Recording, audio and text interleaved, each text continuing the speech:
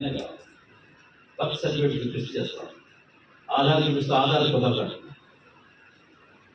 So ఈ రకంగా అంటే ఇంటెన్షనల్గా ఎవరో కొద్దిమంది బయట వాళ్ళని లోపలికి ప్రవేశపెట్టడానికి కానీ ఉన్న లిస్టులో చచ్చిపోయారనే 20 లక్షల మంది చనిపోయారని చెప్పేసి 2023లో ఒకసారి జరిగింది సెన్సస్ ఆ రాష్ట్రం వరకు.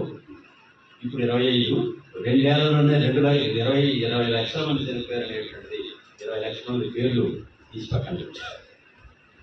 ఇంకొక 28 లక్షల మంది ఈ రాష్ట్రం నుంచి ఇతర రాష్ట్రాలకు వెళ్ళిపోయారు కరోనా కోసం. అది బీహార్ కదా, లేదా పెట్టుకోలేదు. అందుకని వాళ్ళకే తెలుసు.